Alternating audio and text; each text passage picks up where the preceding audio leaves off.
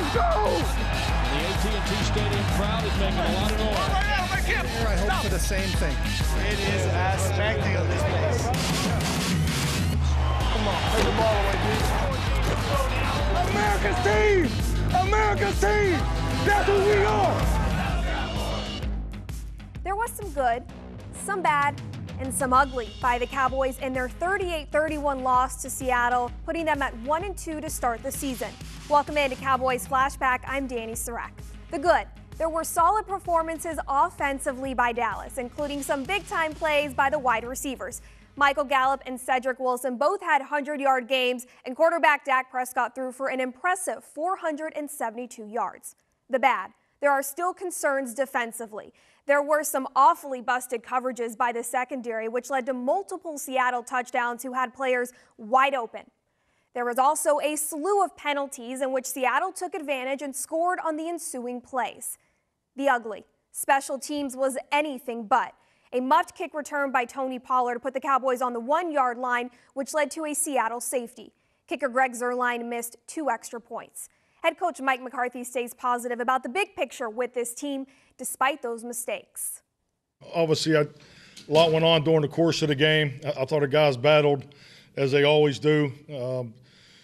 Special teams, offense and defense. I think just in big picture outlook, as I view the overall game, their big plays resulted in more points than ours. So, turnover ratio, we had a lot of production, but we got to do a better job in that area.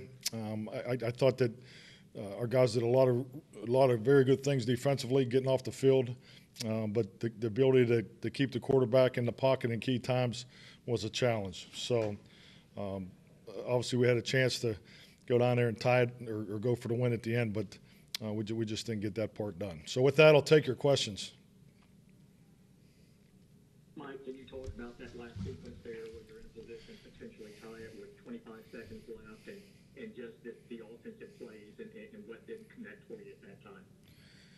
Well, they were playing, pure zone coverage, and really just trying to get it done with the pass rush. And, obviously at the beginning of the drive, we were able to get down there, cleanly. But, it just, protection-wise, Dak had to move his feet on a couple plays there, and it came down to really he made a tremendous play staying on his feet, for the last play to get the ball thrown into the end zone. So, execution, particularly playing a little uphill at that spot. We had the 3 timeouts.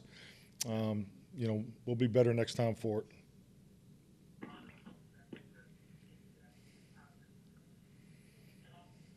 Mike, you mentioned Russell Wilson and the issues that he gave by getting out of the pocket. Was it by design to kind of do a little mush rush to keep him hemmed in a little bit and cover behind for most of the game? It was part of it. Part of it was self-scout and just something that we felt we could do more of. I thought for the most part we did a great job keeping him in the pocket. I thought the challenge of the second reaction rush was a bit challenging. The way the play was extended in a way they were able to hold on to us and extend those plays even when we did a great job keeping them in the pocket. So I thought it was a good plan.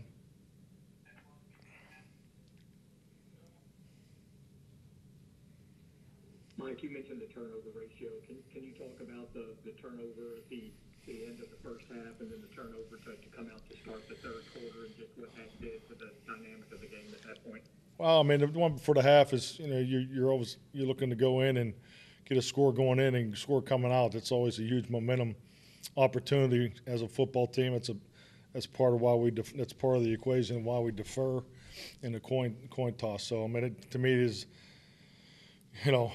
Everybody's known for something, and we will always start and stop with the ability to take care of the football and take it away. And we haven't gotten that done the last 2 weeks, and we will need to change that quickly. We're going to be into these battles each week. It's difficult to overcome turnovers. So, but yeah, I would say the one before the half, the route was undercut, and then the one to start the half, it looked like we had a protection issue there.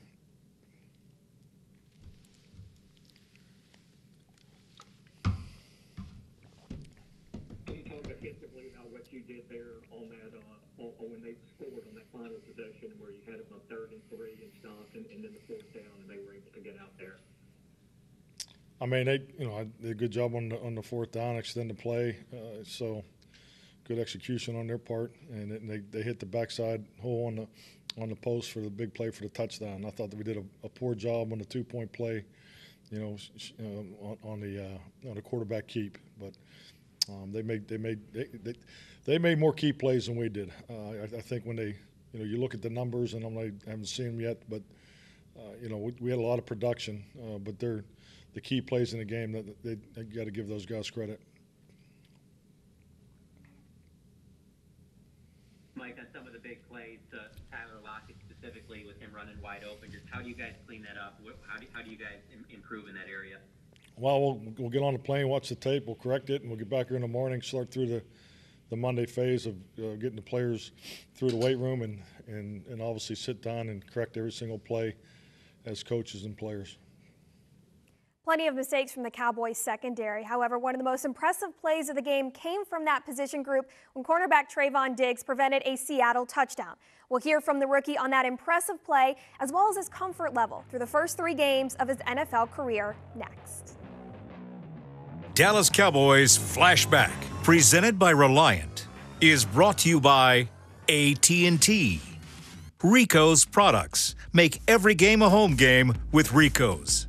And by Reliant, an NRG company.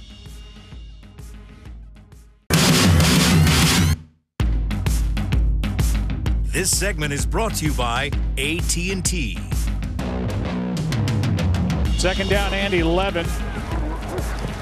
Wilson gets protection, airs it out. Metcalf is there, and it's knocked out of the back of the end zone. Was he in? He's there, and Diggs just... He lets up. Yep, he was not in.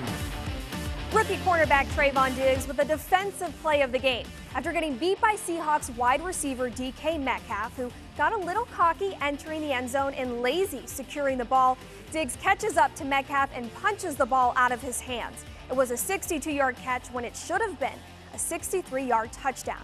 Diggs says he was just focused on making a hustle play and not giving up until he heard a whistle.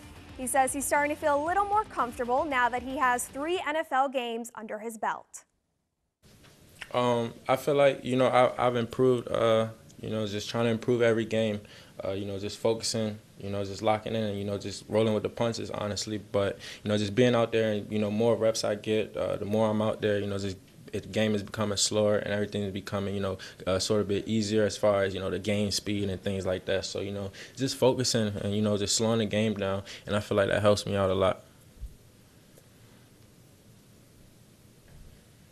How tough were the second reaction plays, as Coach McCarthy calls it, against a guy like Russell Wilson? Yeah, when playing against a guy like Russ, he likes to scramble. He can extend plays. It's just so you just gotta stay with your piece. When you in the area of a guy in your vicinity, just grab him. Just lock on to him, and just run wherever he goes. So it's just that's hard to do, but that's something that you have to do when playing a scrambling quarterback. And a guy like Russ, great quarterback, make all the throws. So you just gotta be on your P's and Q's when pieces are running around.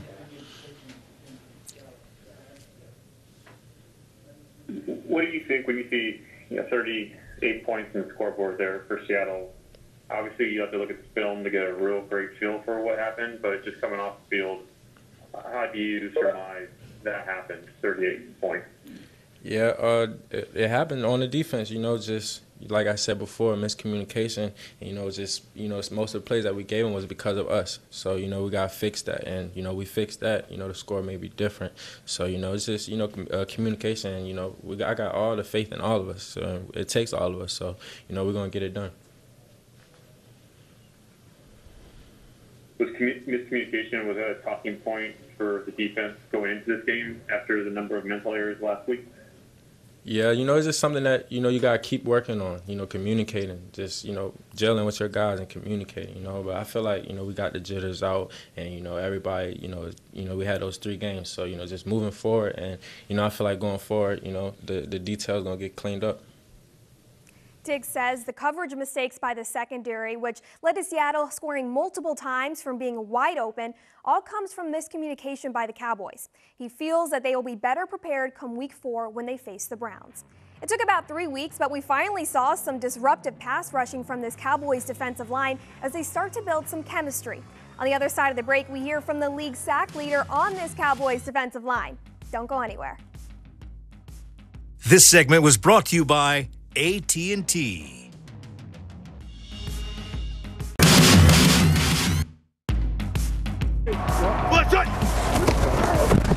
On second down, Wilson is sacked.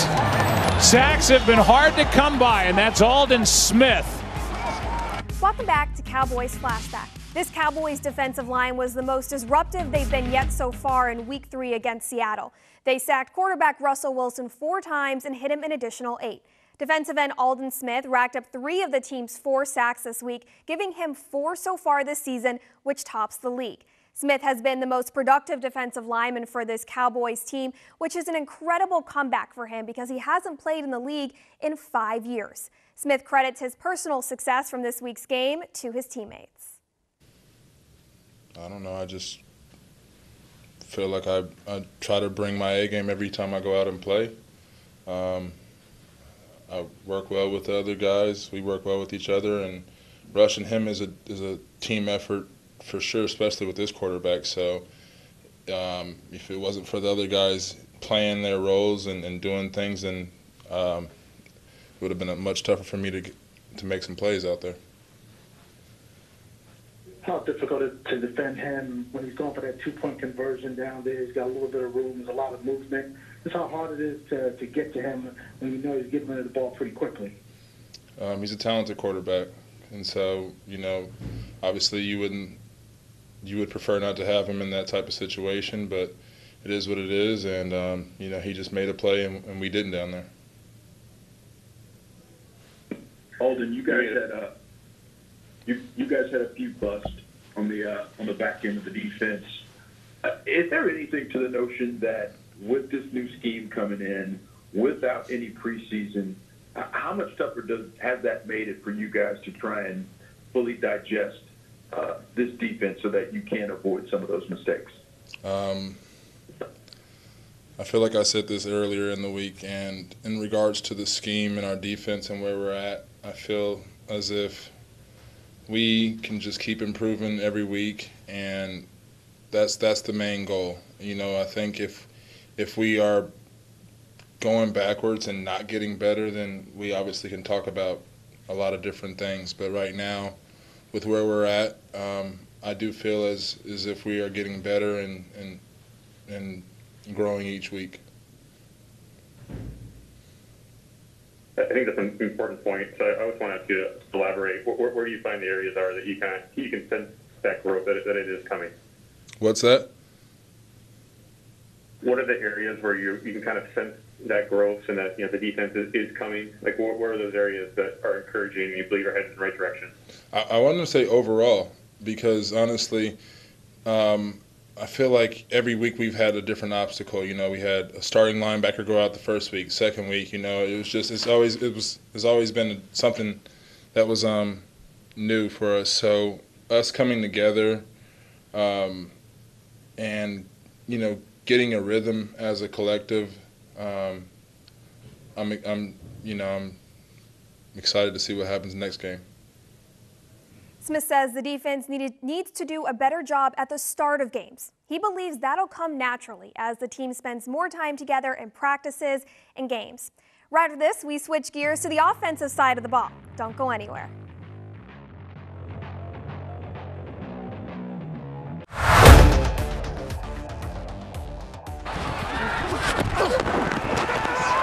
Prescott is able to stay up to the end zone. It is picked.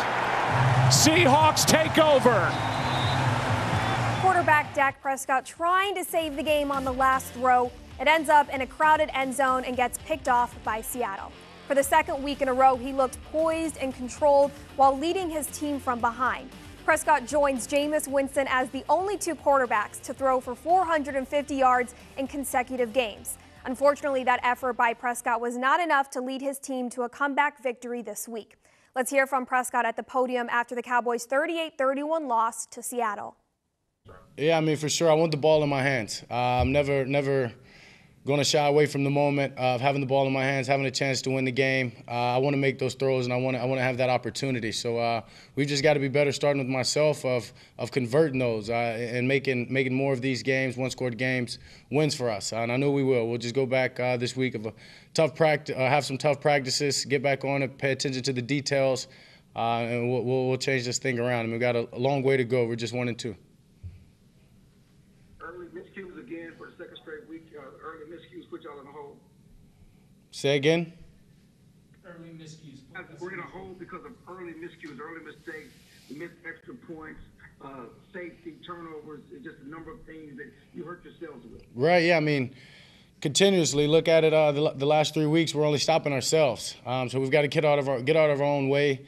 Be cleaner with the ball, play smarter football, and find a way to start faster, whatever it is. But I'm going to trust the coaches, know these players. We're going to go back and we're going to figure out a way to get this thing right and clean it up.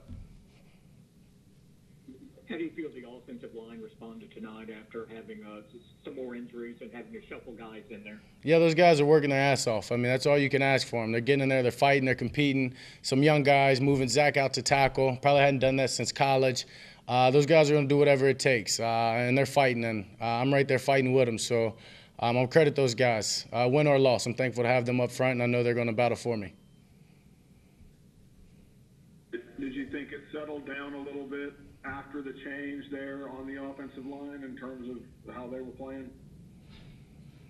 I mean, those guys are fighting. Once again, I mean, like I said, young guys are coming in. Guys are moving around. I mean, you got Joe going from center to guard. You got a new center coming in. Guys are doing their best. They're coming in. They're fighting and giving their all. And that's all I can ask for them. I've got to help them out, getting the ball out of my hands faster, getting out of the pocket. I always tell them we work hand in hand. They help me, I help them. So, I mean, I'm proud of those guys. I just love the way they fight. In the third quarter, the Cowboys made a few adjustments along the offensive line. Rookie right tackle Terrence Steele came out after reports of dealing with food poisoning. That led the Cowboys to shifting right guard Zach Martin to right tackle, center Joe Looney to right guard, and putting in rookie Tyler Biadasz at center. The Cowboys scored 2 touchdowns after that, so that could be a possible change moving forward for this team. Something else to keep in mind, right tackle Lyle Collins has been on the injured reserve list for the last 3 weeks due to a hip injury. However, if he's ready to go, this is the first week he'll be eligible to play this season. Prescott found wide receiver Michael Gallup for the second week in a row on a big-time play to lead to some points on the board for the Cowboys. We'll hear from Gallup next.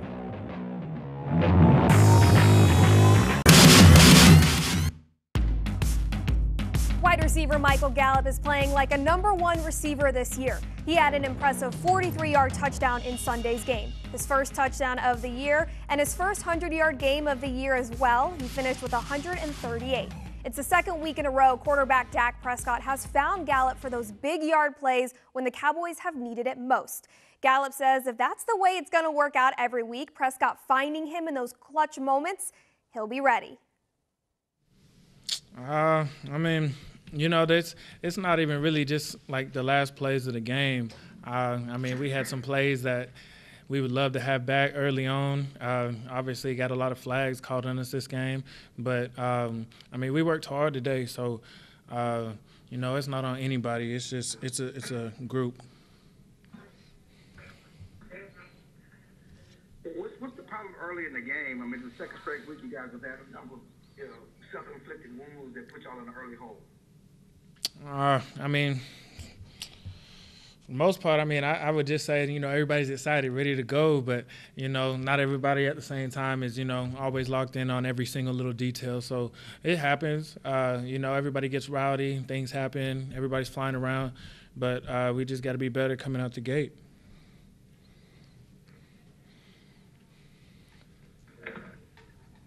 Michael, you got down there late and had a chance to tie it with 25 seconds left when you had a first down at 22. What did you see offensively that didn't work for you as far as not being able to move the ball? I mean, honestly, any play we call out there should be able to work. It's just, you know, we didn't play, you know, super great in on that series. That's all that was. Nothing to it. Any other questions? How frustrating is it, though, just from the sense that, Michael, you guys have so much talent. I mean, you see Cedric step up again today, and then obviously you and CD and Amari. Just how frustrating is it that you guys can't get a win like this with all their talent on offense? I mean, obviously it's going to be frustrating, but I mean, we just got to make those little plays, you know, early on in the game that we're not getting count. We just got to make them count, and we're going to go back to work this week and, you know, go back home and get a dub. Wide receivers Michael Gallup, Amari Cooper, CeeDee Lamb, and Cedric Wilson have all now had 100-plus yard games. Those receivers will be important when the Cowboys host the 2-1 Browns this week. That defense has allowed the second most touchdowns in the league with 8. That's Cowboys Flashback. I'll see you next time.